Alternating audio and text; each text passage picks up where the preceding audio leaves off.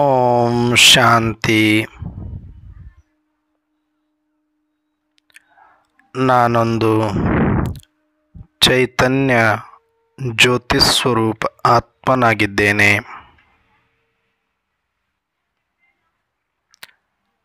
ನಾನು ಆತ್ಮ ಭ್ರೂ ಮಧ್ಯದಲ್ಲಿ ಸ್ಮೃತಿ ಸ್ವರೂಪನಾಗುತ್ತಾ ನಾವೆಲ್ಲ ಆತ್ಮರ ತಂದೆ ಪರಂಪಿತ ಶಿವಪರಮಾತ್ಮನನ್ನ ಪರಮಧಾಮದಲ್ಲಿ ಸ್ಮೃತಿ ಮಾಡುತ್ತಾ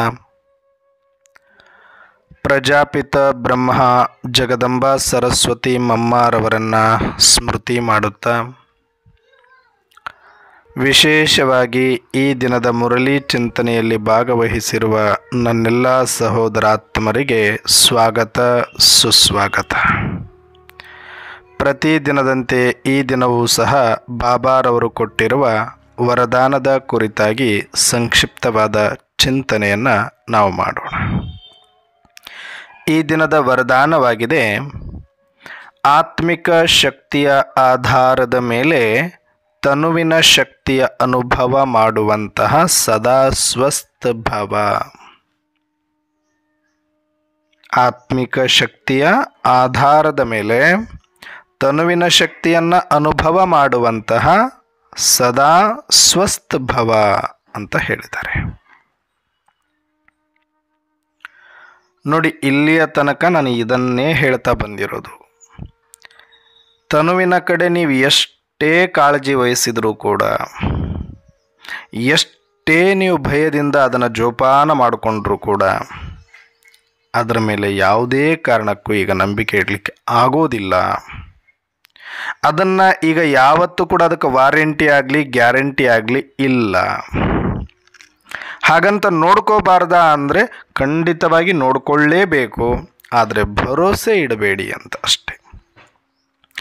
ಭರೋಸೆ ಇಟ್ಟರೆ ನಾಳೆ ದಿನ ನೀವು ಎಷ್ಟೇ ಜೋಪಾನವಾಗಿ ಕೇರ್ ತಗೊಂಡು ಸಮಯ ಕೊಟ್ಟು ಅದಕ್ಕಾಗಿ ಏನೆಲ್ಲ ಮಾಡಿದ್ರೂ ಸಹ ಏನೂ ಆಗೋದಿಲ್ಲ ಅನ್ನುವಂಥ ಅತಿ ವಿಶ್ವಾಸ, ನಂಬಿಕೆ, ಭರವಸೆ ನೀವಿಟ್ಕೊಂಡಿದ್ದೆ ಆದರೆ ನಾಳೆ ದಿನ ಅದು ಕಲಿಯುಗದ ಅಂತಿಮ ತಮೋ ಪ್ರಧಾನದ ಪ್ರಕೃತಿಯಿಂದಾದ ಶರೀರ ಇರೋ ಕಾರಣ ಅದು ಡೆಸ್ಟ್ರಾಯ್ ಆಗಲೇಬೇಕಾಗಿದೆ. ಯಾವುದೋ ಒಂದು ರೂಪದಲ್ಲಿ ಅದು ನಾಶ ಹೊಂದಲೇಬೇಕಾಗಿದೆ, ಅದು ಕೊಳಿಲೇಬೇಕಾಗಿದೆ, ಅದು ಹಾಳಾಗಲೇಬೇಕಾಗಿದೆ.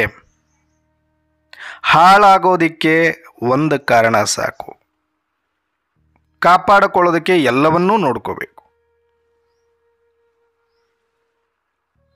ಒಂದು ವೆಹಿಕಲನ್ನು ನೀವು ಪ್ರತಿದಿನ ಚೆಕಪ್ ಮಾಡ್ತೀರಿ, ಟೈರ್ ಚೆಕ್ ಮಾಡ್ತೀರಿ, ಬ್ರೇಕ್ ಚೆಕ್ ಮಾಡ್ತೀರಿ, ಇಂಜಿನ್ ಆಯಿಲ್ ಚೆಕ್ ಮಾಡ್ತೀರಿ. ಎಲ್ಲ ಕಂಡೀಷನ್ಗಳನ್ನು ನೋಡಿಕೊಂಡು ಲೈಟು, ಇಂಡಿಕೇಟರ್ಸು, ಹಾರನ್ನು ಕ್ಲೀನಾಗಿ ಎಲ್ಲವನ್ನೂ ಮೇಂಟೈನ್ ಮಾಡ್ಕೊಂಡು ಡೈಲಿ ರುಟೀನ್ ನೀವು ಮಾಡ್ತಾನೆ ಇರ್ತೀರಿ. ಡೈಲಿ ರುಟೀನ್ ಮಾಡ್ಬೋದು ಅಷ್ಟೇ. ಬಿಟ್ಟರೆ ಯಾವ ಪಾರ್ಟ್ ಎಷ್ಟು ಸೌದೋಗಿದೆ, ಯಾವ ಪಾರ್ಟನ್ನು ಯಾವಾಗ ಚೇಂಜ್ ಮಾಡಬೇಕು ಅಂತ ಪ್ರತಿದಿನ ಬಿಚ್ಚಿ ಗ್ಯಾರೇಜ್ ಥರ ನಾವು ಎಲ್ಲವನ್ನೂ ಚೆಕ್ ಮಾಡ್ತಾ ಕೂಡಕ್ಕೆ ಆಗಲ್ಲ. ಅದನ್ನು ಗ್ಯಾರೇಜಿಗೆ ಒಯ್ದಾಗಲೇ ಮಂತ್ಲಿ ಸರ್ವಿಸು 3 ಮಂತ್ಲಿ ಸರ್ವಿಸು ನಾವು ಮಾಡಿಸುವಾಗ ಮಾತ್ರನೇ ಪ್ರತಿಯೊಂದು ಆ ಮೆಕ್ಯಾನಿಕ್ ಅದನ್ನು ಬಿಚ್ಚಿ ಅದರ ಬೇರಿಂಗ್ ಎಷ್ಟು ಹೋಗಿದೆ, ಅದರ ಲೈನಿಂಗ್ ಎಷ್ಟು ಹೋಗಿದೆ, ಅದರ ಗೇರ್ ಬಾಕ್ಸ್ ಏನಾಗಿದೆ, ಕ್ಲಚ್ ಪ್ಲೇಟ್ ಏನಾಗಿದೆ, ಪ್ರತಿಯೊಂದನ್ನು ಕೂಡ ಚೆಕ್ ಮಾಡಿ ಯಾವ ಪಾರ್ಟ್ ಹೋಗಿದೆ ಅದನ್ನು ಹಾಕಿ, ಯಾವುದು ಚೆನ್ನಾಗಿದೆಯೋ ಇನ್ನೊಂದು ಸ್ವಲ್ಪ ದಿನ ಓಡ್ಬೋದು ನೆಕ್ಸ್ಟ್ ಸರ್ವಿಸ್ವರೆಗೆ ಅಂದರೆ ಆತ ಚೆಕ್ ಮಾಡಿ ಕಂಡೀಷನಲ್ಲಿ ಬಿಡಬಹುದು. ನಿಮಗೆ ಕಾಳಜಿ ಇದೆ ಅಂತ ಹೇಳ್ಬಿಟ್ಟು ನೀವು ಪ್ರತಿದಿನ ಅದೇ ರೀತಿ ಬಿಚ್ಕೊಂಡು ಜೋಡಿಸ್ಕೊಂಡು ಗಾಡಿ ತೊಗೊಂಡು ಹೋಗೋಕ್ಕಾಗತ್ತೆ, ನೋಡ್ಕೊಂಡು ಹೋಗೋಕ್ಕಾಗತ್ತೆ? ಇದು ಆಗದೇ ಇರೋ ಕೆಲಸ.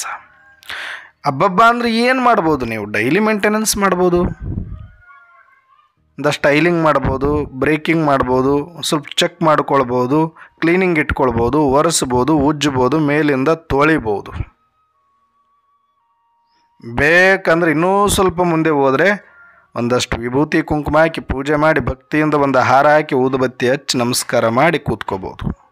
ಹೊರಗಿಂದ ನಿನಗೆ ಅತೀ ಕಾಳಜಿ ಇದೆ ಅಂತ ಪ್ರತಿದಿನ ಬಿಚ್ಕೊಂಡು ಎಲ್ಲ ಒಂದೊಂದು ಪಾರ್ಟು ಚೆಕ್ ಮಾಡ್ಕೊಂಡು ಇಷ್ಟು ಸವಿತಾ ನೋಡೋಕ್ಕೆ ಆಗಲ್ಲ. ಅದು ಹೆಂಗೋ ಹಾಗೆ ಅದನ್ನು ನಿಂತ್ಕೊಳ್ಳೋದಕ್ಕೆ ನೀನು ಕ್ಲೀನ್ ಮಾಡಿರ್ಬೋದು, ಬ್ರೇಕು ಲೈಟು ಎಲ್ಲ ಚೆಕ್ ಮಾಡಿರ್ಬೋದು, ಆಹಾರ ಹಾಕಿರ್ಬೋದು, ನಮಸ್ಕಾರ ಮಾಡಿರ್ಬೋದು, ಊದುಬತ್ತಿ ಬೆಳಗಿರ್ಬೋದು. ಹಾಗೆ ಅದು ನಿಂತ್ಕೊಳ್ಬೇಕು ಅಂತಂದರೆ ಯಾವ ಪಾರ್ಟು ಎಲ್ಲಿ ಬೇಕಾದರೂ ಬ್ಲಾಕ್ ಆಗಿ ನಿಂತ್ಕೊಂಡ್ಬಿಡ್ಬೋದು. ಹಾಗೆ ಈ ಶರೀರನೂ ಸಹ ಏನು ಮಾಡ್ಬೋದು, ನಾವು ಒಂದಷ್ಟು ಪ್ರಾಣಾಯಾಮ ಮಾಡ್ಬೋದು, ಯೋಗಾಸನ ಮಾಡೋದು ರೂಢಿ ಇದ್ದವರಿಗೆ. ರೂಢಿ ಇಲ್ಲ ಅನ್ನೋರು ಸ್ವಲ್ಪ ವಾಕಿಂಗ್ ಮಾಡ್ಬೋದು, ಇಲ್ಲ ಸ್ವಲ್ಪ ಲೈಟ್ ಎಕ್ಸರ್ಸೈಸ್ ಮಾಡ್ಬೋದು, ಸಾತ್ವಿಕ ಭೋಜನವನ್ನು ಸ್ವೀಕಾರ ಮಾಡಬಹುದು. ಸ್ವಲ್ಪ ಫುಡ್ಡಿನಲ್ಲಿ ನೋಡಿಕೊಂಡು ನಾವು ಸಿಸ್ಟಮೆಟಿಕ್ಕಾಗಿ ಫುಡ್ ಸಿಸ್ಟಮನ್ನು ಇಟ್ಕೊಳ್ಬೋದು. ಇದನ್ನು ಸ್ವಲ್ಪ ಸ್ವಚ್ಛವಾಗಿ ತೊಳೆದು ನೀಟಾಗಿ ಇಟ್ಕೊಳ್ಬೋದು. ಹಾಗೆ ನಾವು ಈ ರೀತಿಯಾಗಿ ಏನೇ ಮಾಡಿದರೂ ಕೂಡ ಹೊರಗಿನಿಂದ ಎಷ್ಟಾಗುತ್ತೋ ಅಷ್ಟು ಮಾಡಲಿಕ್ಕಾಗತ್ತೆ, ಬಿಟ್ಟರೆ ಪ್ರತಿದಿನ ಇದನ್ನು ಓಪನ್ ಮಾಡಿಕೊಂಡು ಏನು ಜಿಪ್ಪ ಇದೆಯೇ ಇದಕ್ಕೆ? ಹಿಂಗೆ ಓಪನ್ ಮಾಡಿಬಿಟ್ಟು ಹಾರ್ಟ್ ಏನಾಗಿದೆ, ಕಿಡ್ನಿ ಏನಾಗಿದೆ, ಲಿವರ್ ಏನಾಗಿದೆ ನೋಡ್ಕೊಳಕ್ಕೆ ಹಿಂಗೆ ಜಿಪ್ಪು ಬಿಚ್ಚು ಓಪನ್ ಮಾಡಿ ನೋಡಿಬಿಟ್ಟು ಮತ್ತೆ ಜಿಪ್ ಹಾಕ್ಬಿಡೋಣ ಅನ್ನೋಕ್ಕೆ ಹಂಗಿಲ್ವಲ್ಲ. ಒಳಗಡೆ ಅದು ಏನು ಸವಿಬೇಕು ಸವಿದಿದೆ, ಅದು ಏನು ಮಾಡಬೇಕು ಮಾಡ್ಕೊಳ್ತದೆ, ಅದು ಏನು ಆಗಬೇಕಾಗ್ಬೇಕು. ನಾವು ಹೊರಗಡೆ ಔಟ್ಪುಟ್ ಏನು ಕೊಡ್ತಾ ಇದ್ದೀವಿ, ಔಟಿಂದ ಒಳಗಡೆ ಇನ್ಪುಟ್ ಆಗಿ ಅದನ್ನು ಟೆಸ್ಟ್ ಮಾಡಿ ನೋಡಿಕೊಂಡು ಕೊಡ್ಬೋದು. ಇಷ್ಟು ಮಾತ್ರ ನಮ್ಮ ಕೈಯಲ್ಲಿದೆ. ಇದಕ್ಕೆ ಸಾಕಷ್ಟು ಉದಾಹರಣೆಗಳಿದೆ. ಮೈಕಲ್ ಜಾಕ್ಸನ್ ಎಷ್ಟೊಂದು ಡಾಕ್ಟರ್ಸ್ಗಳನ್ನು ಇಟ್ಕೊಂಡಿದ್ರು, ಕೋಟಿ ಕೋಟಿ ಕೊಟ್ಟು ಇನ್ವೆಸ್ಟ್ ಮಾಡಿ ಶರೀರವನ್ನು ನೋಡ್ಕೊಳ್ಳೋದಕ್ಕೆ ಅಷ್ಟೆಲ್ಲ ಡಾಕ್ಟರ್ಗಳನ್ನು ಇಟ್ಕೊಂಡ್ರು. ಅಷ್ಟು ಬೇಗ ಅಷ್ಟು ಸಣ್ಣ ವಯಸ್ಸಿಗೆ ಶರೀರ ಬಿಟ್ಟು ಹೋದರು. ಆ ಥರ ಅನೇಕರ ಉದಾಹರಣೆಗಳಿದೆ. ಕೆಲವರು ಏನೂ ಮಾಡೋದಿಲ್ಲ, ಯಾವೊಂದು ಅದರ ಎಚ್ಚರಿಕೆನೂ ವಹಿಸೋದಿಲ್ಲ, 100 ವರ್ಷ ಬದುಕಿರೋರಿದ್ದಾರೆ. ಹಾಗಂತ ಇಲ್ಲಿ ನಾವು ಡೈಲಿ ಮೇಂಟೆನೆನ್ಸ್ ಮಾಡ್ಕೊಳ್ಳೋದು ತಪ್ಪ ಅಂದರೆ ಖಂಡಿತವಾಗಿ ತಪ್ಪಲ್ಲ. ಅದು ಮಸ್ಟ್ ಆ್ಯಂಡ್ ಶುಡ್ ಒಬ್ಬ ಮನುಷ್ಯನಾಗಿ ನಾವು ಮಾಡಿಕೊಳ್ಳೇಬೇಕು. ಅದನ್ನು ಪ್ರಾಣಿಗಳು ಕೂಡ ಮಾಡ್ತಾ ಇದೆ. ನಾವೇನು ದೊಡ್ಡದಾಗಿ ನಾವು ಮಾಡ್ತಾ ಇದ್ದೀವಿ ಅಂತ ಹೇಳ್ಕೋಬೇಕಾಗಿಲ್ಲ. ಆದರೆ ಪ್ರಾಣಿಗಳಷ್ಟು ನಾವು ಮೇಂಟೆನೆನ್ಸ್ ಇಲ್ಲದೆ ಇರೋದ್ರಿಂದ ಇವತ್ತು ಅದಕ್ಕೆ ಎಕ್ಸ್ಟ್ರಾ ಕೇರ್ ತೊಗೊಂಡು ನಾವು ಮಾತ್ರ ಮಾಡ್ತಾ ಇದ್ದೀವಿ ಅನ್ನೋ ಭ್ರಮೆಯಲ್ಲಿ ನಾವು ಯಾಕೆ ಬರ್ತಾ ಇದ್ದೀವಿ ಅಂದರೆ, ಪ್ರಾಣಿಗಳು ತಮ್ಮ ಡೈಲಿ ರೂಟೀನ್ ಹೆಂಗಿರಬೇಕೋ ಹಂಗೆ A to Z ಎಲ್ಲದರದ್ದು ಕೂಡ ನಿಖರವಾಗಿರುತ್ತೆ, ಕರೆಕ್ಟಾಗಿರುತ್ತೆ. ಅದರಲ್ಲಿ ಎಂದೂ ಸೋಂಬೇರಿ ಆಗಲಿಲ್ಲ, ಅದರಲ್ಲಿ ಎಂದೂ ಕೂಡ ಅಲಕ್ಷ್ಯ ಮಾಡಲಿಲ್ಲ. ಅವು ಡೈಲಿ ರೂಟೀನ್ ಕರೆಕ್ಟಾಗಿರುತ್ತೆ ಅವಕ್ಕೆ. ಅದಕ್ಕೆ ಅವು ಅಷ್ಟು ನೀಟಾಗಿ ಲೈಟಾಗಿ ಇರ್ತವೆ. ಆದರೆ ಮನುಷ್ಯನೇ ಯದ್ವಾ ತದ್ವಾ ಕೊಡಬಾರ್ದು ಕೊಡೋದು, ತಿನ್ನಬಾರ್ದು ತಿನ್ನೋದು, ಕುಡಿಬಾರ್ದು ಕುಡಿಯೋದು, ಮಾಡಬಾರ್ದು ಮಾಡೋದು, ತಿರುಗಬಾರ್ದಲ್ಲಿ ತಿರುಗೋದು, ಇದು ಎಲ್ಲ ಆಗ್ತಾ ಇರೋದ್ರಿಂದನೇ ಡೈಲಿ ರೂಟೀನ್ ಎಲ್ಲರಲ್ಲಿ ವ್ಯತ್ಯಾಸ ಇರೋದ್ರಿಂದ ಮಾಡಬೇಕಾಗಿತ್ತು ಎಲ್ಲರೂ ಕೂಡ ಕಂಪಲ್ಸರಿಯಾಗಿ. ಆದರೆ ಅಲ್ಲೊಬ್ಬರು ಇಲ್ಲೊಬ್ಬರು ಮಾಡೋದ್ರಿಂದ ಅವರಿಗೆ ವಿಶೇಷ ನಾವು ಮಾತ್ರ ಮಾಡ್ತಾ ಇದ್ದೀವಿ, ನಾವು ಎಕ್ಸ್ಟ್ರಾ ಕೇರ್ ತೊಗೊಳ್ತಾ ಇದ್ದೀವಿ ಅಂತ ಅನ್ನಿಸ್ತಾ ಇದೆ. ಅದು ಎಕ್ಸ್ಟ್ರಾ ಕೇರಲ್ಲ, ಮಸ್ಟ್ ಆ್ಯಂಡ್ ಶುಡ್ ಪ್ರತಿಯೊಬ್ಬ ಮನುಷ್ಯನೂ ಕೂಡ ಆ ಶರೀರಕ್ಕೆ ನಾವು ನೋಡ್ಕೊಳ್ಬೇಕಾದ ರೀತಿ. ಈಗ ಮನೆಯಲ್ಲಿ ಒಂದು ಸಣ್ಣ ನಾಯಿ ಮರಿ ಸಾಕಿದ್ದೀವಿ, ಬೆಕ್ಕಿನ ಮರಿ ಸಾಕಿದ್ದೀವಿ ಅಂತ ಇಟ್ಕೊಳ್ಳಿ. ಸಾಕಿರ್ತಾರೆ ಎಷ್ಟೋ ಜನಗಳು ಸಾಕು ಪ್ರಾಣಿಗಳನ್ನ. ಬರೀ ತಂದು ಮನೇಲಿ ಇಟ್ಕೊಂಡು ಬರೀ ಪ್ರೀತಿ ಮಾಡಿಕೊಂಡು ಮುದ್ದು ಮಾಡ್ತಾ ಕೂತ್ಕೊಂಡ್ರೆ ಆಗಲ್ವಲ್ಲ. ಅದಕ್ಕೆ ಡೈಲಿಗೆ ಊಟಕ್ಕೆ ಕೊಡಬೇಕು. ಒಂದು ಹೊತ್ತು ಇಲ್ಲ ಅಂದ್ರೆ ಆಗಲ್ಲ, ಅದಕ್ಕೆ 2 ಹೊತ್ತು. ಅದಕ್ಕೆ ಏನು ಕೊಡಬೇಕು ಅದನ್ನೇ ಕೊಡಬೇಕು. ಅದು ಬಿಸ್ಕೆಟ್ ತಿನ್ನುತ್ತೋ, ಹಣ್ಣು ತಿನ್ನುತ್ತೋ, ಹಾಲು ಕುಡಿಯುತ್ತೋ, ಅದಕ್ಕೇನು ಡಿಮ್ಯಾಂಡ್, ಅದಕ್ಕೇನು ಡೈಜೆಷನ್ ಆಗುತ್ತೆ ಅದನ್ನೇ ಕೊಡಬೇಕು. ಬಿಟ್ಟರೆ ನಿಮ್ಮ ಮನೇಲಿ ಬೇಕಾದಷ್ಟು ಬಂಗಾರ ಬೆಳ್ಳಿ ಇದೆ ಅಂತ ಅದನ್ನು ಹಾಕೋಕ್ಕಾಗಲ್ಲ. ಅಥವಾ ನೀವು ಚಪಾತಿ ಮಾಡ್ತೀನಿ ಅಂತ ಬರೀ ಚಪಾತಿ ಕೊಡೋಕ್ಕಾಗಲ್ಲ. ಅದಕ್ಕೆ ಏನು ಡಿಮ್ಯಾಂಡ್ ಇದೆಯೋ ಅದು ಏನು ತಿನ್ನುತ್ತೋ ಅದನ್ನು ಮಾತ್ರ ನೀವು ಕೊಡ್ತೀರಿ. ಅದು ಬಿಸ್ಕಿಟ್ ಮನುಷ್ಯನಿಗಿಂತನೂ ಕಾಸ್ಟ್ಲಿ ಇದ್ರೆ ಅದನ್ನೇ ತಂದು ಹಾಕಬೇಕು ನೀವು ಸಾಕಿದ್ರಿ ಅಂದ್ರ ಮೇಲೆ. ಅದು ಮಿನಿಮಮ್ ನೀಡ್, ಅದು ಮೇಂಟೆನೆನ್ಸ್. ಅದು ಒಂದು ನಾಯಿ ಮರಿ ಇಟ್ಕೊಂಡ್ರು 3 ಹೊತ್ತು ಅದಕ್ಕೆ ಊಟ ಕೊಡಬೇಕು, ಒಂದಷ್ಟು ಅದಕ್ಕೆ ಸ್ನಾನ ಮಾಡಿಸ್ಬೇಕು, ನೀಟಾಗಿ ಅದನ್ನು ಇಟ್ಕೊಳ್ಬೇಕು, ಅದಕ್ಕೆ ವಾಕಿಂಗ್ ಮಾಡಿಸ್ಬೇಕು. ಇಷ್ಟೆಲ್ಲ ಇರುತ್ತೆ ಮಿನಿಮಮ್ ಒಂದು ನಾಯಿ ಮರಿ ಸಾಕಿದ್ರೂ ಕೂಡ. ಅದು ಎಕ್ಸ್ಟ್ರಾ ಅಲ್ಲ, ಅದು ಕಂಪಲ್ಸರಿ ಅದು ಮಾಡ್ಕೊಂಡ್ಮೇಲೆ. ಹಾಗೆ ಈ ಶರೀರದೊಳಗಡೆ ನಾವು ಬಂದುಬಿಟ್ಟಿದ್ದೀವಿ ಅಂದಮೇಲೆ ಈ ಶರೀರಕ್ಕಾಗಿ ಒಂದಷ್ಟು ಸಮಯವನ್ನು ಮೀಸಲಿಡಬೇಕು. ಇದಕ್ಕೆ ಊಟವನ್ನು ಕೊಡಬೇಕು, ನೀರನ್ನು ಕೊಡಬೇಕು, ಸ್ವಚ್ಛವಾಗಿ ಇಟ್ಕೊಳ್ಬೇಕು. ಇದರ ಬೇಕು ಬೇಡಗಳನ್ನು ಅರ್ಥ ಮಾಡಿಕೊಂಡು ಅದಕ್ಕೆ ನಾವು ಟೈಮ್ ಕೊಡಬೇಕು.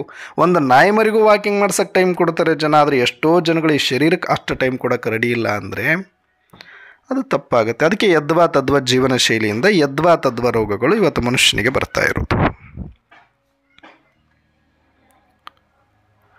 ಮನೆಯಲ್ಲಿ ಒಂದು ಹಸು ಕಟ್ಟಿದ್ದೀವಿ, ಒಂದು ಎತ್ತು ಕಟ್ಟಿದ್ದೀವಿ ಅಂದರೂ ಕೂಡ ಏನು ಮಾಡ್ತಾನೆ ರೈತ?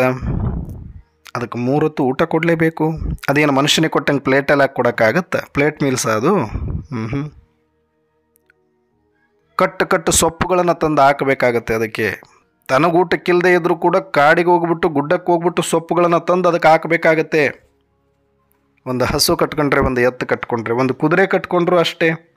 ಅದಕ್ಕೆ ದಿನಾಲೂ ಕೂಡ ಆಹಾರ 3 ಹೊತ್ತು ಕೊಡಬೇಕು.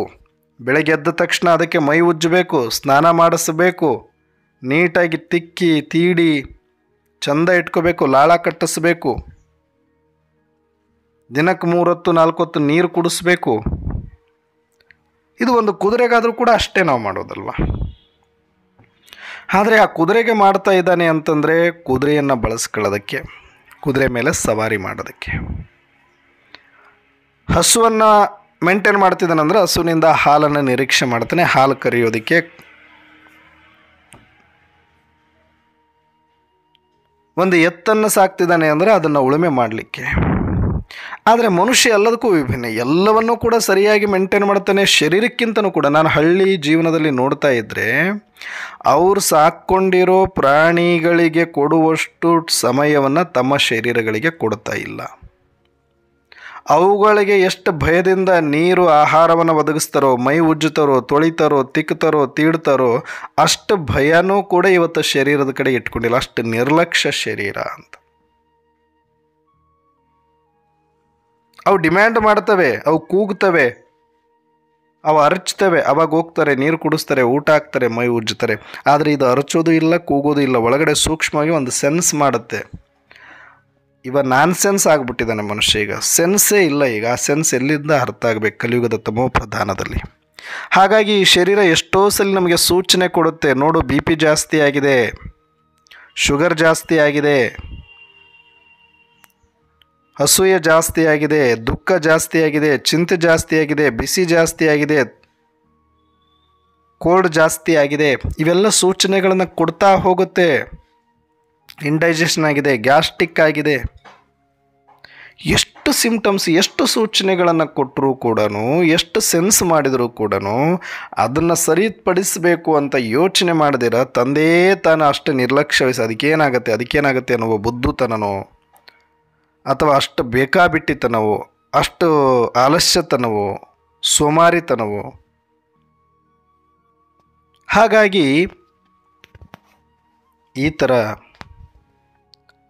ಮನುಷ್ಯರೆಲ್ಲರೂ ಕೂಡ ತಮ್ಮ ಶರೀರದ ಬಗ್ಗೆ ನಿರ್ಲಕ್ಷ್ಯ ವಹಿಸಿರೋದರ ಪರಿಣಾಮ ಅದು ಕೆಡಲೇಬೇಕು, ಕೆಡುತ್ತೆ. ಸಮಯಾನುಸಾರ, ಪಾತ್ರಾನುಸಾರ ಅದರ ಪಾತ್ರ ಇರೋವರೆಗೂ ನೀವು ಏನೇ ಮಾಡಿದರೂ ಕೂಡ ಒಂದಷ್ಟು ನಡೆಯುತ್ತೆ. ಆದರೆ ಒಂದು ಸ್ವಲ್ಪ ಸಣ್ಣ ಡ್ಯಾಮೇಜ್ ಆದರೂ ಕೂಡ ಅದನ್ನು ಅನುಭವಿಸಬೇಕಾಗಿರೋ ನೋವು ನಾವೇ ಆಗಿರೋದ್ರಿಂದ ನಾವು ಇವತ್ತು ಎಷ್ಟು ನಾವು ಅದನ್ನು ನಿರ್ಲಕ್ಷ್ಯ ಮಾಡ್ತೀವಿ ಅಷ್ಟು ನಮಗೆ ಮುಂದೆ ಅದರಿಂದ ತೊಂದರೆ ಕಟ್ಟಿಟ್ಟ ಬುತ್ತಿ. ಸ್ವಲ್ಪ ಶರೀರವನ್ನು ದಂಡಿಸಬೇಕು, ಸ್ವಲ್ಪ ಶರೀರವನ್ನು ಚೆನ್ನಾಗಿ ಫ್ಲೆಕ್ಸಿಬಲ್ ಆಗಿ ಇಟ್ಕೊಳ್ಬೇಕು, ಸ್ವಲ್ಪ ಲೈಟ್ ಎಕ್ಸರ್ಸೈಸ್ ಮಾಡಬೇಕು. ಇಲ್ಲಿ ಹಳ್ಳಿಯಲ್ಲಿರೋರಂತೂ ಅಷ್ಟೆಲ್ಲ ನಿರ್ಲಕ್ಷ್ಯ ಮಾಡ್ತಾರೆ ಅಂದರೂ ಕೂಡ ಅವರು ಚೆನ್ನಾಗಿ ಅದನ್ನು ದುಡಿಸ್ತಾರೆ. ಎಷ್ಟು ದುಡಿಸ್ತಾರೆ ಅಷ್ಟು ಶೈನಿಂಗ್ ಬರುತ್ತೆ. ಬಾಡಿ ಆಗಲಿ, ಅದು ಎತ್ತಾಗಲಿ, ಅದು ಕುದುರೆ ಆಗಲಿ, ಅಷ್ಟು ದುಡಿಸ್ಬೇಕು, ಅದಕ್ಕೆ ಉಳುಮೆ ಮಾಡಬೇಕು, ಆವಾಗಲೇ ಅದು ಶೈನಿಂಗ್ ಬರುತ್ತೆ. ಇಲ್ಲ ಸುಮ್ಮನೆ ಕಟ್ಟಿ ಮೇಯಿಸಿದರೆ ಬೊಜ್ಜು ಬಂದು ಹೋಗುತ್ತೆ ಅದಷ್ಟು. ಹಾಗೆ ಶರೀರವೂ ಸಹ ಇದನ್ನು ಎಷ್ಟು ನಾವು ಕೆಲಸ ತೆಗಿತೀವಿ, ಎಷ್ಟು ನಾವು ಇದಕ್ಕೆ ಕರ್ಮದಿಂದ ಇದನ್ನು ಬಳಸ್ಕೊತೀವಿ ಅಷ್ಟು ಶೈನಿಂಗಲ್ಲಿರುತ್ತೆ. ಯಾವುದೇ ಪಾತ್ರೆ ಆಗಲಿ ನೀವು ಎಷ್ಟು ಬಳಸ್ತಾ ಇರ್ತೀರಿ ಅಷ್ಟು ಸ್ವಚ್ಛವಾಗಿರುತ್ತೆ. ಯಾವುದೇ ವೆಹಿಕಲ್ ಆಗಲಿ, ಯಾವುದೇ ವಸ್ತುಗಳಾಗಲಿ. ಹಾಗೆ ಈ ಶರೀರವು ಕೂಡ ನೀವು ಎಷ್ಟು ನೀಟಾಗಿ ಬಳಸ್ಕೊಂಡು ಅದನ್ನು ಮತ್ತೆ ಸ್ವಚ್ಛವಾಗಿ ತೊಳೆದು ತಿಕ್ಕಿ ಇಡ್ತೀರಿ ಅಷ್ಟು ಚೆನ್ನಾಗಿರುತ್ತೆ. ಎಷ್ಟಿದಕ್ಕೆ ನೀಟಾಗಿ ಪ್ರಮಾಣ ಅನುಸಾರವಾಗಿ ಆಹಾರವನ್ನು ಕೊಟ್ಟು ಎಷ್ಟು ಬೇಕೋ ಅಷ್ಟರಲ್ಲೇ ಇಟ್ಟು ಬಾಯಿ ಚಪ್ಪಲಕ್ಕೆ ಇದನ್ನು ತಿನ್ನದೆ ಅಲ್ಲೂ ಇಲ್ಲೂ ಹೋಗದೆ ಎಷ್ಟು ಬೇಕೋ ಅಷ್ಟು ಮಾತ್ರ ಇಟ್ಕೊಂಡು ಲೈಟ್ ಎಕ್ಸರ್ಸೈಸ್ ಮಾಡಿಕೊಂಡು ಇದರಿಂದ ಒಂದಷ್ಟು ಕೆಲಸ ತಗೊಂಡು ಶೈನಿಂಗ್ ಬರೋ ಥರ ಇಟ್ಕೊಂಬಿಡಿ. ತನ್ನ ಪಾಡಿಗೆ ಅದು ನಡೀತಾ ಇರುತ್ತೆ. ಹಾಗಂತ ನೀವಿಷ್ಟು ಮೇಂಟೈನ್ ಮಾಡಿದ ಮಾತ್ರಕ್ಕೆ ಎಲ್ಲೂ ಡ್ಯಾಮೇಜ್ ಆಗಬಾರ್ದು, ಏನೂ ಇಲ್ಲ, ಯಾವಾಗ ಬೇಕಾದರೂ ಆಗ್ಬೋದು. ನೀವು ಎಷ್ಟೇ ಚೆನ್ನಾಗಿ ಕುದುರೆಯನ್ನು ನೋಡಿಕೊಂಡ್ರು, ಎತ್ತನ್ನು ನೋಡಿಕೊಂಡ್ರು ಅದು ಕುಂಟಬಾರ್ದು ಅಂತ ಏನಿಲ್ಲ, ಕಾಲು ಉಳುಕಬಾರ್ದು ಅಂತ ಏನಿಲ್ಲ. ನಡಿಬೇಕಾದಾಗ ತಗ್ಗು ದಿನ್ನೆ ಬರುತ್ತೆ. ಒಂದು ಹೆಜ್ಜೆ ತಪ್ಪಿದರೂ ಕೂಡ ಕಾಲು ನೋಯ್ಬೋದು, ಕಾಲು ಮುರಿಬೋದು, ಮುಳು ಚುಚ್ಚಬೋದು, ಏನು ಬೇಕಾದರೂ ಆಗ್ಬೋದು. ಇದು ಪ್ರಯಾಣ, ಇದು ನಿಂತಲ್ಲೇ ನೀಡೋಕ್ಕಾಗಲ್ಲ ನಾವು. ಹಾಗೆ ಈ ಶರೀರ ಅಂದಮೇಲೆ ಪ್ರತಿನಿತ್ಯ ನಿರಂತರ ಒಳಗಡೆ ಅಷ್ಟು ನಡೀತಾ ಇದೆ, ಒಂದು ಹೆಚ್ಚು ಒಂದು ಕಡಿಮೆ ಆಗ್ತಾನೇ ಇರುತ್ತೆ. ಅದೆಲ್ಲದಕ್ಕೂ ಕೂಡ ಪ್ರಿಕಾಷನ್ಸ್ ಕಿಟ್ ಇಟ್ಕೊಳ್ತಾರೆ. ನಾವು ಮೈಂಡ್ ಪ್ರಿಪರೇಷನ್ ಇಟ್ಕೊಳ್ಬೇಕು. ಈ ಶರೀರ ಯಾವಾಗ ಬೇಕಾದರೂ ಏನು ಬೇಕಾದರೂ ಎಲ್ಲಿ ಬೇಕಾದರೂ ಸ್ವಲ್ಪ ಡ್ಯಾಮೇಜ್ ಆಗಬಹುದು. ಮೊದಲೇ ಇದ್ದ ಹಳೆಯ ಶರೀರ, ನಾನು ಮಾಡೋ ಮೇಂಟೆನೆನ್ಸ್ ನಾನು ಮಾಡ್ಕೊಳ್ಬೇಕು, ಹಾಗಂತ ಇದ್ರ ಮೇಲೆ ಡಿಪೆಂಡ್ ಆಗಿರಬಾರ್ದು. ಸ್ವಲ್ಪ ಸಣ್ಣ ಪುಟ್ಟ ಬಂದರೂ ಕೂಡ ಭಾಳಷ್ಟು ಜನ ಭಯಂಕರ ಗಾಬರಿ ಆಗಿಬಿಡ್ತಾರೆ. ಯಾಕಂದರೆ ಯಾರು ಹೆಚ್ಚಾಗಿ ಮೇಂಟೆನೆನ್ಸನ್ನು ಟೋಟಲಿ ಮಾಡಿರಲ್ವೋ, ನಿರ್ಲಕ್ಷ್ಯ ಮಾಡಿರ್ತಾರೋ ಅವರಿಗೆ ಭಯ ಜಾಸ್ತಿ ಇರುತ್ತೆ. ಯಾಕಂದರೆ ಏನು ಬೇಕಾದರೂ ಆಗಿರ್ಬೋದು ಅಂತ.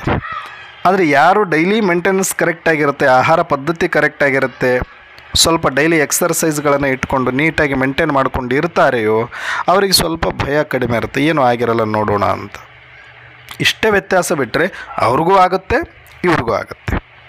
ಜೊತೆಗೆ ನೀವೆಷ್ಟೇ ಮೇಂಟೈನ್ ಮಾಡ್ಕೊಂಡು ಸ್ವತಃ ಡಾಕ್ಟರ್ ಮನೆಯೊಳಗಡೆ ಇದ್ದರೂ ಕೂಡ, ನೀವು ಹಾಸ್ಪಿಟ್ಲಲ್ಲೇ ಕೆಲಸ ಮಾಡ್ತಾ ಇದ್ರೂ ಕೂಡ ನಿಮ್ಮ ಶರೀರ ಚೆನ್ನಾಗೇ ಇದ್ದಬೇಕು ಅಂತ ಯಾವ ನಿಯಮನೂ ಇಲ್ಲ, ಯಾವ ಅಗ್ರಿಮೆಂಟ್ನೂ ಆಗಿಲ್ಲ ಎಲ್ಲೂ ಕೂಡ. ಹಾಗಾಗಿ ನಿಮಗಿದು ಅಕ್ಸೆಪ್ಟೇಬಲ್ ಇರಬೇಕು. ಯಾವಾಗ ಬೇಕಾದರೂ ಎಲ್ಲರೂ ಚೆನ್ನಾಗಿರಲ್ಲ, ನಾನು ಮಾತ್ರ ಚೆನ್ನಾಗಿರ್ತೀನಿ ಅಂತನಲ್ಲ, ಎಲ್ಲರೂ ಚೆನ್ನಾಗಿದ್ರೂ ನಾನು ಚೆನ್ನಾಗಿರ್ತೀನಿ ಅಂತ ನನ್ನ ಶರೀರ ಯಾವಾಗ ಬೇಕಾದರೂ ಕೊಡ್ಬೋದು ಕೈ.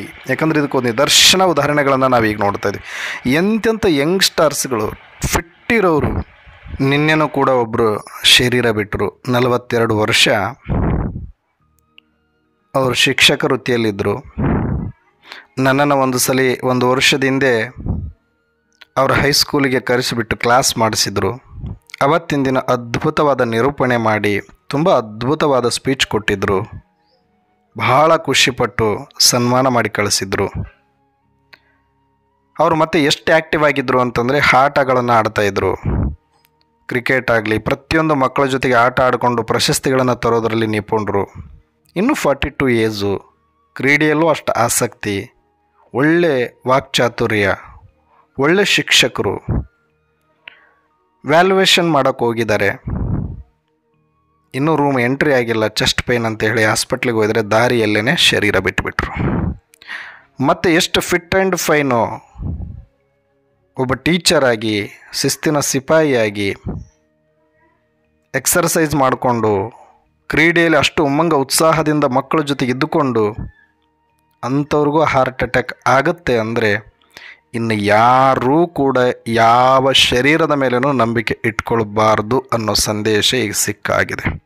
ಇದು ಒಂದು ಉದಾಹರಣೆ ಅಲ್ಲ, ಸಾಕಷ್ಟು ಉದಾಹರಣೆಗಳಿಗೆ ಪ್ರತಿನಿತ್ಯ ಟಕ್ ಟಕ್ ನೀರಿನ ಮೇಲೆ ಗುರುಳೆಯದು ಜೀವನ ಅಂತ ಅವತ್ತೋ ಹೇಳಿದರು. ಆದರೆ ಇವತ್ತು ಅನ್ನಿಸ್ತಾ ಇದೆ, ರಾತ್ರಿ ಮಲಗಿದವರು ಬೆಳಗ್ಗೆ ಇಲ್ಲ, ಈಗ ಒಂದು ತಾಸು ಮುಂಚೆ ಇದ್ದವರು ಇನ್ನೊಂದು ತಾಸಿಗಿಲ್ಲ, ಆ ರೀತಿಯಾಗಿ ಹೋಗ್ಬಿಟ್ಟಿದೆ ಇವಾಗ ಜೀವನ. ಇನ್ನೇನಿದ್ರೂ ಕೂಡ ಇದು ಹೋಗೋದ್ರ ಕಡೆಗೆ ಇದೆ. ಯಾವಾಗ ಬೇಕಾದರೂ ಇದು ಟಕ್ ಟಕ್ ಟಕ್ ಟಕ್ ಆರೋದ್ರ ಕಡೆ ಇದೆ. ಇದ್ರ ಮೇಲೆ ಭಾಳ ನಂಬಿಕೆ ಇಟ್ಕೊಳ್ಬೇಡಿ.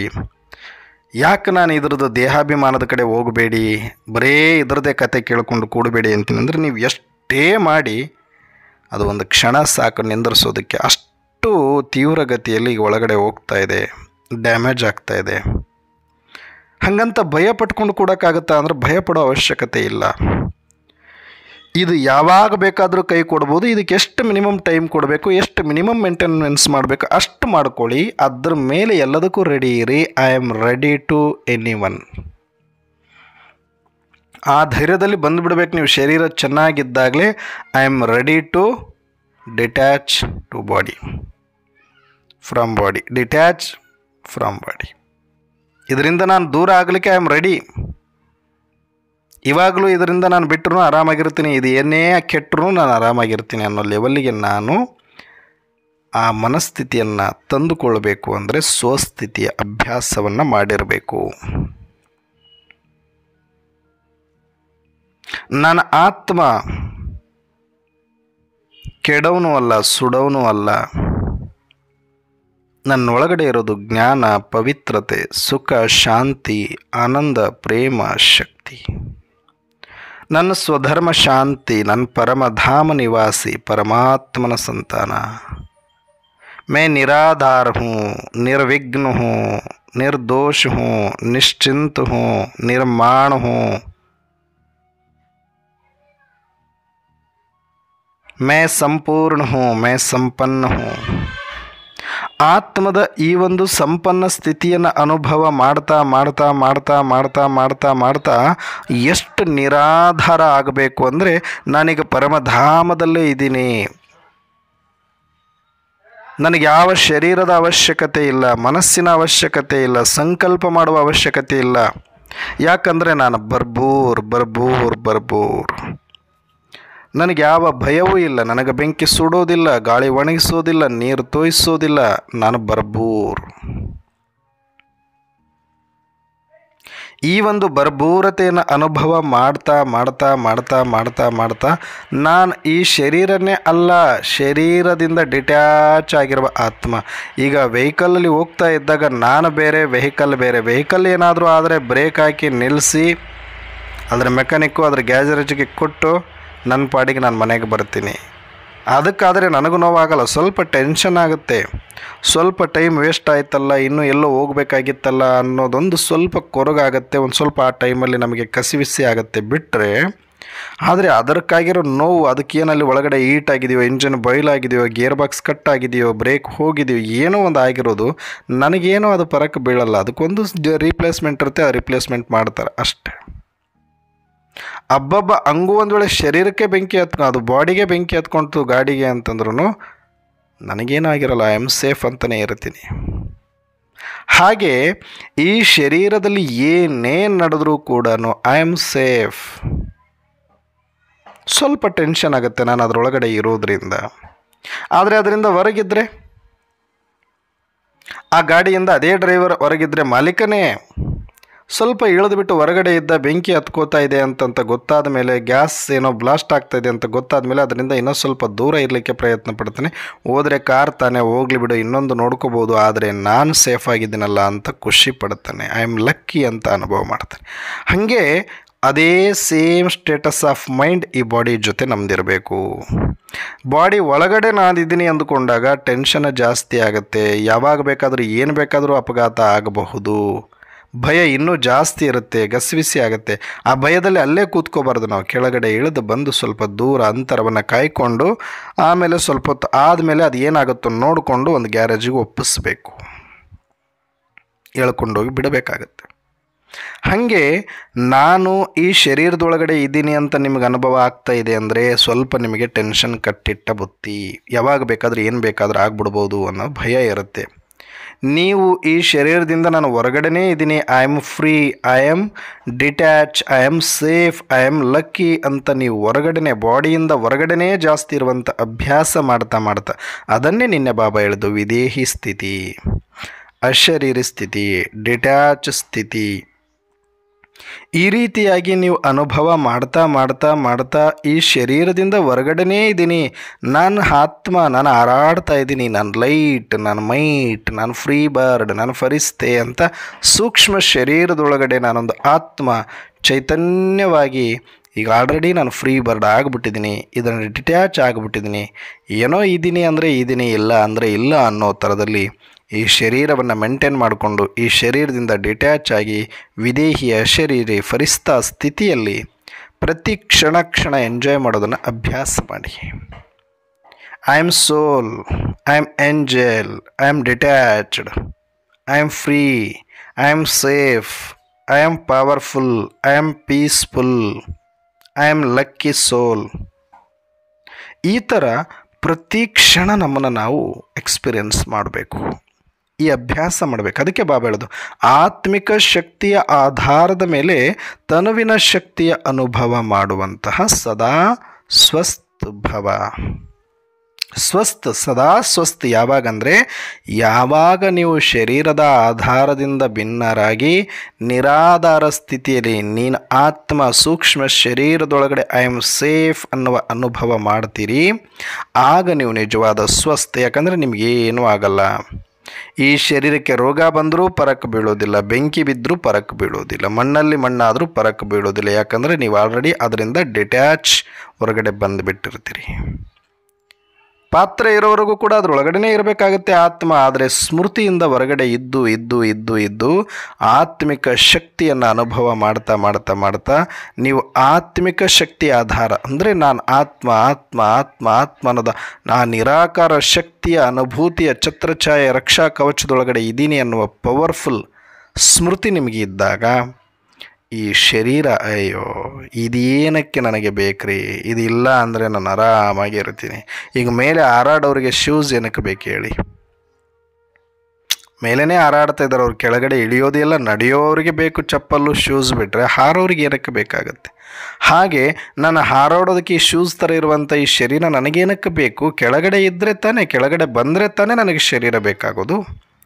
ಈ ಸ್ಥೂಲ ಪ್ರಪಂಚದ ಪಾತ್ರದಲ್ಲಿ ಮುಳುಗೋದಿದ್ರೆ ತಾನೇ ನನಗೆ ಶರೀರ ಬೇಕಾಗೋದು. ವ್ಯವಹಾರ ಇದ್ದರೆ ತಾನೇ ನನ್ನ ಶರೀರಕ್ಕೆ ಬೇಕಾಗೋದು. ಇಲ್ಲಿ ನನಗೇನು ವ್ಯವಹಾರನೇ ಇಲ್ಲ. ನನಗಿಲ್ಲಿ ಯಾರೂ ಸಂಬಂಧಿಕರಿಲ್ಲ, ಇವ್ರು ಯಾರ ಜೊತೆ ನನಗೆ ವ್ಯವಹಾರ ಇಲ್ಲ.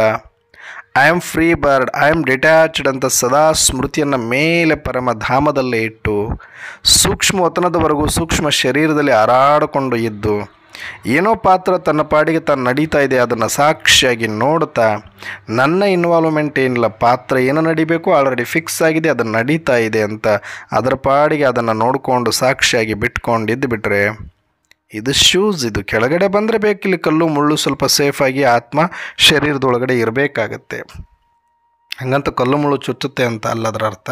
ಅಂದರೆ ಸಾಕಾರ ಪ್ರಪಂಚದಲ್ಲಿ ನಿರಾಕಾರ ಆತ್ಮ ನಿರಾಕಾರ ಸ್ಥಿತಿಯಲ್ಲಿ ಇರೋಕ್ಕಾಗಲ್ಲಂತ ಒಂದು ಸೂಕ್ಷ್ಮ ಶರೀರ, ಅದರ ಮೇಲೆ ಸಾಕಾರ ಶರೀರದಲ್ಲಿ ಒಂದು ಸಾಕಾರ ಶರೀರ ಸಿಗುತ್ತೆ ಸಾಕಾರ ಲೋಕದಲ್ಲಿ. ಹಾಗಾಗಿ ಈ ಸಾಕಾರ ಲೋಕದಲ್ಲಿ ಸಾಕಾರ ಶರೀರದಿಂದ ನಾನು ಡಿಟ್ಯಾಚ್ ಆಗಬೇಕು ಅಂದರೆ ನಾನು ಸೂಕ್ಷ್ಮವತನದಲ್ಲಿ ಸೂಕ್ಷ್ಮ ಶರೀರದಲ್ಲಿ ನಾನು ಆತ್ಮ ಇದ್ದೀನಿ ಅನ್ನುವಂಥ ಅನುಭವ ಮಾಡಬೇಕು. ಪ್ರತಿ ಕ್ಷಣ ನಾನು ಸೂಕ್ಷ್ಮವತನದಲ್ಲೇ ಇದ್ದೀನಿ. I am safe, I am safe, I am safe, I am safe. ಆ ಪ್ಲೇಸಿಗೆ ನೀವು ತಲುಪಿ ಬಿಡಬೇಕು. ನಿಮ್ಮ ಸ್ಮೃತಿ ಅಲ್ಲೇ ಇರಬೇಕಿದು. ಪಾತ್ರ ನಡೀತಾ ಇದೆಯೋ ಸುಮ್ಮನೆ ಸಾಕ್ಷಿಯಾಗಿ ಅಲ್ಲಿಂದನೇ ನೋಡ್ತಾ ಇರಿ. 24/7 ಸೂಕ್ಷ್ಮವತನ ಬಿಟ್ಟು ಅಲುಗಾಡಲೇಬೇಡಿ. ಪರಮಧಾಮಕ್ಕೂ ಹೋಗೋಕ್ಕಾಗಲ್ಲ, ಸ್ಮೃತಿ ಪರಮಧಾಮದಲ್ಲಿರಲಿ.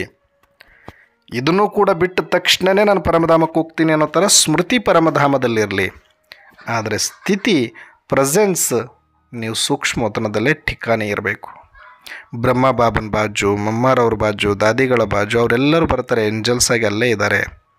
ಭಲೆ ಅವರಿಗೆ ಮತ್ತೆ ಪುನರ್ಜನ್ಮ ಸಿಕ್ಕ ಬಾಡಿಗಳಿದ್ದರೂ ಕೂಡ ಅವರ ಸ್ಥಿತಿ ಯಾವ ಲೆವೆಲಿಗಿತ್ತು ಅಂದರೆ ಡಿಟ್ಯಾಚ್ ಲೆವೆಲಿಗೆ ಇರೋದ್ರಿಂದ ಅವರು ಸೂಕ್ಷ್ಮತನದಲ್ಲೇ ಜಾಸ್ತಿ ಒತ್ತಿ ಇರ್ತಾರೆ. ಜಾಸ್ತಿ ಸೂಕ್ಷ್ಮ ಸೇವಾದಾರಿಯಲ್ಲಿ ಸೂಕ್ಷ್ಮ ಸೇವೆಯನ್ನು ಸಲ್ಲಿಸ್ತಾರೆ. ಅದಕ್ಕೆ ಅಲ್ಲಿ ಆ ರೀತಿಯಾಗಿ ಡಿಟ್ಯಾಚ್ ಆಗಿರತಕ್ಕಂಥ ಅನೇಕ ಸಹೋದರ ಆತ್ಮರು, ಪವಿತ್ರ ಆತ್ಮರು, ದೇವ ಆತ್ಮರು, ಬ್ರಾಹ್ಮಣ ಸಂಕುಲದವರು, ಆದಿಸನಾತನ ದೇವಿ ದೇವತಾ ಧರ್ಮದವರು ಈಗಾಗಲೇ ಅಲ್ಲಿಗೆ ಬರ್ತಾ ಇದ್ದಾರೆ, ಬಂದು ಸೇರಿಕೊಳ್ತಾ ಇದ್ದಾರೆ. ಬ್ರಹ್ಮ ಆಯಿತು, ಮಮ್ಮ ಆಯಿತು, ದಾದಿಯರಾಯಿತು, ಅನೇಕ ಆತ್ಮರು ಅಲ್ಲಿದ್ದಾರೆ. ಎಷ್ಟೋ BKSಗಳು ಶರೀರವನ್ನು ಬಿಟ್ಟರೂ ಕೂಡ ಮತ್ತೊಂದು ಶರೀರ ಸಿಕ್ಕರೂ ಕೂಡ ಅವರ ಸ್ಥಿತಿಯನ್ನು ಮಾಡಿಕೊಂಡಿರೋದ್ರಿಂದ ಅವರಲ್ಲಿ ಇರೋಕ್ಕೆ ಆಗೋದೇ ಇಲ್ಲ. ಸುಮ್ಮನೆ ಆ ಶರೀರದಲ್ಲಿ ಇರ್ತಾರೆ ಅಂದರೆ ಇರ್ತಾರೆ, ಆದಷ್ಟು ಮತ್ತೆ ಸೂಕ್ಷ್ಮತನಕ್ಕೆ ಬಂದು ಹೋಗ್ತಾ ಇರ್ತಾರೆ. ಆ ದೃಶ್ಯವನ್ನು ನೋಡಬೇಕು ನೀವು. ಪ್ರತಿದಿನ ನಾನು ಸುಮಾರು ವರ್ಷಗಳಿಂದ ಈ ಅಭ್ಯಾಸ ನನಗೆ ತುಂಬ ಇದು ಅನುಭವ ಆಗ್ತಾ ಇರುತ್ತೆ. ಬ್ರಹ್ಮ ಬಾಬಾ ಆ ಸೂಕ್ಷ್ಮ ಶ್ವೇತವರ್ಣದ ಬಿಳಿ ಬಣ್ಣದ ಆ ಸೂಕ್ಷ್ಮ ಲೋಕ, ಅಲ್ಲಿ ಸೂಕ್ಷ್ಮ ಶರೀರಧಾರಿಯಾಗಿ ಪ್ರಜಾಪಿತ ಬ್ರಹ್ಮ, ಅದೇ ಥರ ಏಂಜಲ್ಸ್ ಆಗಿ ಅನೇಕರಲ್ಲಿ ಭೇಟಿ ಆಗ್ತಾರೆ. ನಮಗೆ ಮಮ್ಮಾರವರು ಭೇಟಿ ಆಗ್ತಾರೆ, ದಾದಿಯವರು ಭೇಟಿ ಆಗ್ತಾರೆ, ಅನೇಕ ಮಹಾರಥಿಗಳು ಭೇಟಿ ಆಗ್ತಾರೆ. ಶರೀರದಲ್ಲಿ ಇದ್ದವರು ಕೂಡ ಸ್ಮೃತಿಯಿಂದ ಸ್ಥಿತಿಯಿಂದ ಅಲ್ಲಿಗೆ ಬಂದವರು ನಾವು ಅವ್ರನ್ನ ಮೀಟ್ ಮಾಡ್ಬೋದು. ಇಲ್ಲ ಪೂರ್ತಿ ಬಾಡಿ ಡಿಟ್ಯಾಚ್ ಆಗಿ ಅಲ್ಲಿಗೆ ಬಂದವ್ರನ್ನೂ ನಾವು ಮಾತಾಡಿಸ್ಬೋದು. ಎಷ್ಟು ಪವಿತ್ರ ಆತ್ಮರು, ದಿವ್ಯ ಆತ್ಮರು, ಏಂಜಲ್ಸ್ ಅಂತ ಕರೀತಾರೆ. ಅಂಥ ಏಂಜಲ್ಸ್ಗಳ ಜೊತೆ ಇರುವ ಅಭ್ಯಾಸದ ಅನುಭೂತಿ ನಾವು ಮಾಡ್ತಾ ಆ ಸೂಕ್ಷ್ಮವತನದಲ್ಲಿ ಪ್ರಾಕ್ಟಿಕಲಾಗಿ ಯೋಚನೆ ಮಾಡಿ. ನಾವು ಪರಮಧಾಮಕ್ಕೆ ಹೋಗೋಕ್ಕಾಗಲ್ಲ ನಾಟಕ ಮುಗಿಯೋವರೆಗೂ. ಹಾಗಂತ ಈ ಶರೀರದೊಳಗಡೆ ಇರಬೇಕು ಅಂತನಿಲ್ಲ.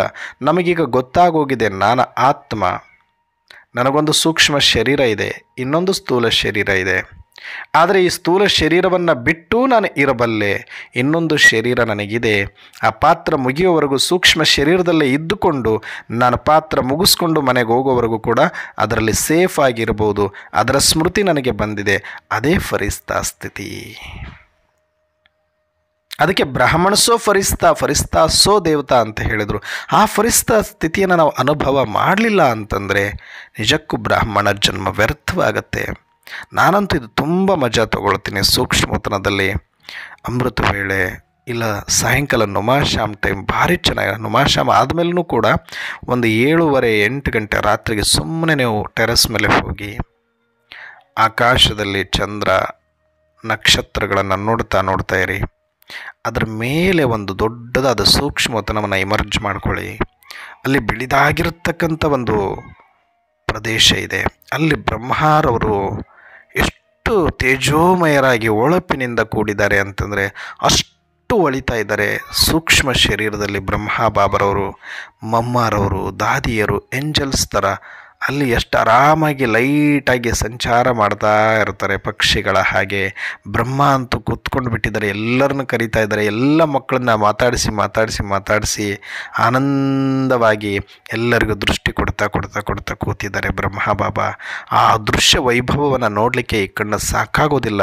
ಅಷ್ಟು ಅದ್ಭುತವಾದ ಅನುಭವ ಸೂಕ್ಷ್ಮತನದಲ್ಲಿದೆ. ಭಾಳಷ್ಟು ಜನಗಳು ಬರೀ ವಿಸ್ತಾರ ಜ್ಞಾನದಲ್ಲಿನೇ ಈ ಸತ್ಯುಗ ತ್ರೇತಾಯುಗ ಪದವಿ ಅದು ಇದು ಅಂದ್ಕೊಂಡು ಇಲ್ಲೇ ಸಾಕಾರ ಲೋಕ, ಶಬ್ದ ಲೋಕ, ಕರ್ಮಲೋಕದಲ್ಲೇ ಉಳ್ಕೊಂಡು ಇಷ್ಟರಲ್ಲೇ ಮುಗಿಸ್ಬಿಟ್ರೆ ಏನೋ ಪದವಿ ಪಡಿತೀವಿ, ಏನೋ ಕರ್ಮ ಅಂತ ಕರ್ಮದಲ್ಲೇ ಬಿದ್ದು ಒದ್ದಾಡ್ತಾ ಇದ್ದರೆ ಈ ಸಂಗಮಯುಗದ ಮೋಸ್ಟ್ ಎಕ್ಸ್ಪೀರಿಯನ್ಸನ್ನು ನೀವು ಕಳ್ಕೊಳ್ತೀರಿ. ಇದು ಅನುಭವ ಮಾಡಲಿಕ್ಕೆ ಸಂಗಮ ಯುಗ ಇರೋದು. ಬರೀ ದುಡಿಲಿಕ್ಕಾಗಿ, ಬರೀ ಕರ್ಮಕ್ಕಾಗಿ, ಬರೀ ಮಾತಿಗಾಗಿ, ಬರೀ ಶಬ್ದಕ್ಕಾಗಿ ಅಲ್ಲ. ಇದು ಕರ್ಮದಿಂದ ಶಬ್ದದಿಂದ ಅತೀತವಾದ ಸ್ಥಿತಿಯನ್ನು ಪಡೆಯುವಂಥ ಏಕೈಕ ಜನ್ಮ.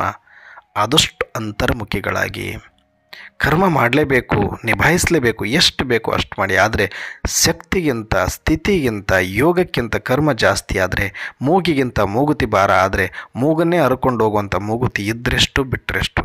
ಹಾಗೆ ನೀವು ಕರ್ಮ ಪದವಿ ಅನ್ನುವ ಭ್ರಮೆಯಲ್ಲಿ ಶಬ್ದದಲ್ಲೇ ಮುಳುಗಿ ನಿಮ್ಮ ಸೂಕ್ಷ್ಮತೆಯನ್ನು, ನಿಮ್ಮ ಸ್ಥಿತಿಯನ್ನು ಮರೆಮಾಚುವಂತಹ ಕರ್ಮ ಇದ್ದರೆಷ್ಟು ಹೋದ್ರೆಷ್ಟು. ಆ ಕರ್ಮನೇ ನಿಮಗೆ ಬಂಧನ ಆಗಿದೆ. ಅದು ಕರ್ಮದ ಸಂಬಂಧದಲ್ಲಿ ಬಂದು ಕರ್ಮ ಬಂಧನದಲ್ಲಿ ಬೀಳೋದಕ್ಕಿಂತ ಕರ್ಮ ಮಾಡಿ ಅದರಿಂದ ಡಿಟ್ಯಾಚ್ ಆಗುವಂತಿರಬೇಕು. ಅದು ನಮ್ಮ ಸ್ಥಿತಿಯನ್ನೇ ಮರೆಸುವಷ್ಟರ ಮಟ್ಟಿಗೆ ನಾವು ಕರ್ಮದಲ್ಲಿ ಮುಳುಗಬಾರದು, ಭೋಗದಲ್ಲಿ ಮುಳುಗಬಾರದು, ಪದವಿಯ ಭ್ರಮೆಯಲ್ಲಿ ಮುಳುಗಬಾರದು. ಆ ಪದವಿಯ ಭ್ರಮೆ ಈ ಸ್ಮೃತಿಯನ್ನು, ಸ್ಥಿತಿಯನ್ನು ಹೆಚ್ಚು ಮಾಡಿಸ್ಕೊಳ್ಳೋದಕ್ಕೆ ಬಾಬರವರು ಕೊಟ್ಟಿರೋದು. ಆದರೆ ಆ ಪದವಿಯ ಭ್ರಮೆನೇ ನಮ್ಮನ್ನು ಇವತ್ತಿನ್ನು ಕರ್ಮದಲ್ಲಿ, ಈ ತನುವಿನಲ್ಲಿ, ಈ ಶಬ್ದದಲ್ಲಿನೇ ಇಟ್ಟು ಇಲ್ಲೇ ಇಡಲಿಕ್ಕೆ ಪ್ರಯತ್ನ ಪಡ್ತಾ ಇದೆ. ಇದನ್ನು ಮೀರಿ ಮೇಲೆ ಯಾರು ಶಬ್ದವನ್ನು ಮೀರಿ, ಕರ್ಮವನ್ನು ಮೀರಿ ಮೇಲೆ ಒಂದು ಲೋಕ, ಆ ಒಂದು ಸ್ಥಿತಿ, ಆ ಒಂದು ಫರಿಸ್ತ ಅನುಭವ, ಆ ಒಂದು ಡಿಟ್ಯಾಚ್ ಅನುಭವ, ಅದು ವಂಡರ್ಫುಲ್ ಎಕ್ಸ್ಪೀರಿಯನ್ಸ್ ಈ ಸಂಗಮಯುಗದಲ್ಲಿ ಮಾಡಲಿಕ್ಕೆ ನಮಗೆ ಸಿಗೋದು. ಇದು ಒಂದೇ ಟೈಮಲ್ಲಿ. ಆದರೆ ಅದರ ಕಡೆಗೆ ಗಮನ ಇಲ್ಲ. ಯೋಗ ಯಾರಿಗೂ ಬೇಕಿಲ್ಲ, ಗಂಟೆಗಟ್ಟಲೆ ಕೂಡೋಕ್ಕೆ ಆಗಲ್ಲ. ಹೋಗಲಿ ನಡೀತಾ, ತಿರುಗಾಡ್ತಾ, ಮಾತಾಡ್ತಾ ಅನುಭವ ಮಾಡಿ ಅಂದರೆ ಅದನ್ನೂ ಮಾಡ್ತಾ ಇಲ್ಲ ಅಂದರೆ ಇನ್ನು ಯಾವಾಗ ಮಾಡ್ತೀರಿ ಹೇಳಿ? ಬರೀ ಕರ್ಮ ಅಂತ ಇದರಲ್ಲೇ ಮುಳುಗೋಗಿ ಮಾಡೋದೇನಿದೆ? ನೀವು ಏನು ಸಾಧನೆ ಮಾಡ್ತೀರಿ? ಎಷ್ಟೋ ವರ್ಷಗಳ ಕಾಲ ಅದೇ ಶಬ್ದ, ಅದೇ ಕರ್ಮದಲ್ಲಿ ಮುಳುಗಿದ್ರಿ, ಎಲ್ಲವನ್ನ ಅನುಭವ ಮಾಡಿದ್ರಿ. ಇವಾಗಲೂ ಅದೇ ಕರ್ಮ, ಅದೇ ಶಬ್ದ ಅಂದರೆ ಇದು ಆಗೋ ಕೆಲಸ ಅಲ್ಲ. ಸ್ವಲ್ಪ ಮೇಲೆ ಬನ್ನಿ, ಸೂಕ್ಷ್ಮ ಆಗಿ, ಅಂತರ್ಮುಖಿಗಳಾಗಿ, ಡ್ರಾಮಾ ಅನುಸಾರ ಎಲ್ಲವೂ ಏನು ನಡಿಬೇಕು ಅದನ್ನು ನಡೀತಾ ಇದೆ. ಆದರೆ ಈಗಲಾದರೂ ಶಬ್ದಾತೀತ, ಕರ್ಮಾತೀತ ಸ್ಥಿತಿ ಬರಬೇಕು ಅಂದರೆ ಒಂದಷ್ಟು ಕೂತ್ಕೊಂಡು ತಪಸ್ಸು ಮಾಡಿ ಆತ್ಮ ಅನ್ನೋದು ಮತ್ತು ಸೂಕ್ಷ್ಮ ಶರೀರದಲ್ಲಿದ್ದುಕೊಂಡು ಫರಿಸ್ತಾ ಅನ್ನುವ ಎಕ್ಸ್ಪೀರಿಯನ್ಸನ್ನು ಮಾಡ್ತಾ ನೀವು ಕಂಪ್ಲೀಟಾಗಿ ಬಾಡಿಯಿಂದ ಡಿಟ್ಯಾಚ್ ಬದುಕಿರುವಾಗಲೇ ಈ ಶರೀರದಿಂದ ಹೊರಬರುವ ಮತ್ತು ಶರೀರದಿಂದ ಹೊರಗಡೆ ಇರುವಂಥ ಅನುಭೂತಿಯನ್ನು ಮಾಡುವ ವಂಡರ್ಫುಲ್ ಎಕ್ಸ್ಪೀರಿಯನ್ಸಿಂದ ಯಾರು ವಂಚಿತರಾಗ್ತಾರೋ ನಿಜಕ್ಕೂ ಅವರು ಸಂಗಮಯುಗದಲ್ಲಿ ಏನೋ ಪಡೆದಂಗೆ ಅಲ್ಲ. ಅದಕ್ಕೆ ನೀವು ಕಂಪ್ಲೀಟಾಗಿ ಆ ಒಂದು ಸೂಕ್ಷ್ಮತೆಯನ್ನು ಪಡಿಬೇಕು. ಸೂಕ್ಷ್ಮ ಶರೀರದ ಅನುಭೂತಿಯನ್ನು ಮಾಡಬೇಕು ಅಂದರೆ ಆತ್ಮದ ಅನುಭೂತಿ, ಬಾಡಿಯಿಂದ ಡಿಟ್ಯಾಚ್ ಆಗೋದು, ನಿರಾಧಾರ ಆಗೋದು, ನಿಶ್ಚಿಂತ ಆಗೋದು, ನಿರ್ವಿಘ್ನ ಅಂತ ಅನುಭವ ಮಾಡೋದು, ಇದನ್ನು ಮಾಡಲೇಬೇಕು. ನೀವು ಕುಂತರು ನಿಂತರು ನಾವೆಲ್ಲಿದ್ದೀವಿ ಅಂದರೆ ನಮ್ಮ ಠಿಕಾಣಿ ಪೂರ್ತಿ ಸೂಕ್ಷ್ಮೋತನದಲ್ಲೇ ಇರಬೇಕು. ಆ ಥರ ಸೂಕ್ಷ್ಮೋತನದಲ್ಲಿ ಇದ್ದು ಸೂಕ್ಷ್ಮ ಶರೀರಧಾರಿಗಳಾಗಿ ನಿರಾಧಾರ ಅನುಭವ ಮಾಡ್ತಾ ಆ ಆತ್ಮಿಕ ಶಕ್ತಿಯಲ್ಲಿ ಈ ಶರೀರದ ಸ್ವಸ್ಥತೆ, ಶರೀರ ಹೆಂಗೆ ಇದ್ದರೂ ಕೂಡ ನಮಗೆ ಅದು ಯಾವ ಪರಕ್ ಬೀಳಲ್ಲ. ಆದರೆ ಯಾವ ನೋವು ನಮಗಾಗಲ್ಲ. ಅದರ ಪಾಡಿಗೆ ಅದು ಕೃಶ ಹೊಂದುತ್ತಾ ಡೆಸ್ಟ್ರಾಯ್ ಆಗ್ತಾ ಹೋದರೂ ಕೂಡ ನಮ್ಮ ಆತ್ಮಿಕ ಸ್ಮೃತಿ ಸ್ಥಿತಿ ನಶೆಯಿಂದ ನಮಗೆ ಯಾವುದೇ ರೀತಿಯ ಪ್ರಭಾವ ಅನ್ನೋದು ಆಗೋದಿಲ್ಲ. ಅದಕ್ಕೆ ನಾವು ಸ್ವಭಾವದಲ್ಲಿರುವ ಅಭ್ಯಾಸವನ್ನು ಮಾಡ್ತಾ ನಾವು ಏಂಜಲ್ಸ್ಗಳಾಗೋಣ, ಫರಿಸ್ತೆ ಆಗೋಣ, ನಿರಾಧಾರ ಆಗೋಣ ಅಂತ ಹೇಳ್ತಾ ಸದಾ ಸ್ವಸ್ಥತೆಯನ್ನು ಅನುಭವ ಮಾಡಿ ಬಾಬಾರವರ ಕಣ್ಮಣಿಗಳಾಗೋಣ. ಅಚ್ಚ. ಓಂ ಶಾಂತಿ.